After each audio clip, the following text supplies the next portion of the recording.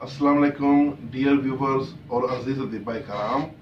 आज मैं आपकी खिदमत में रोगन कायाकल्प का एक नुस्खा पेश कर रहा हूँ जो कि सीने का राज है।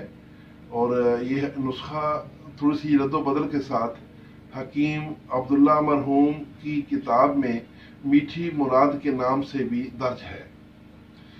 इस नुस्खा में संख्या 1 तोला है।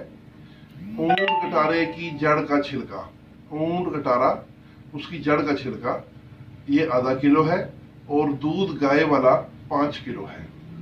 तो तरकीब तैयारी कुछ यूं है कि सबसे पहले संख्या को बारीक सफूफ कर लें और ऊंट कटारे की जड़ का छिलका बारीक कुतर लें और ये दोनों चीजें दूध में डाल लें और सुबह के वक्त इसको अंगारों की आग पे थोड़ा गर्म करें और असर के वक्त इसको जामन लगाकर महफूज जगह पे रख दें। जामन की थोड़ा सा मैं वजाहत कर दूं, जैसे दही बनाने के लिए दूध में कुछ तुर्श चीज मिलाई जाती है, लस्सी या दही वगैरह, तो इस तरह इसको जाग लगानी है, इसको जामन लगाना है ताकि दही जम जाए।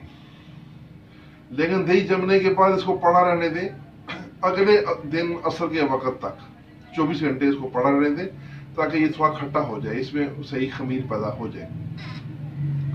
तो अगले दिन आपने इसको मधानी के साथ लस्सी बनानी है और मक्खन निकाल लेना है।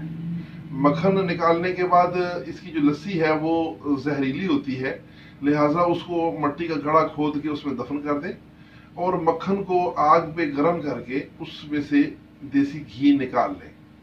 ये देसी घी जो है ये आपका रोगन कायाकल्प है। इसको महफूज करके आप शीशे की बोतलों में डाल लें तो आप ये दवाई तैयार है। अब इसका तरीका इस्तेमाल, आधा किलो नीम गर्म दूध गाय वाला, उसमें 3 कतरे ये घी के मिलाने हैं और 2 कतरे रोगन मालखंगनी खालस के उसमें मिलाने हैं और वो दूध पी लेना है। ये मुसलसल इस्तेमाल करने से जवान आदमी नौजवान और बूढ़ा आदमी जवान हो जाता है। सर्दियों में 3 माह इस्तेमाल करवाएं और रोजाना 1 अंडा हाफ बॉयल करके उसको खिलाएं। इंशाअल्लाह जवानी की तमाम कुव्वतें लौट आती हैं और सफेद बाल भी स्याह हो जाते हैं। तो ये आपकी खिदमत में जो नुस्खा पेश किया, उम्मीद है आपको ये पसंद आया होगा। इसके साथ ही इजाजत, वस्सलाम।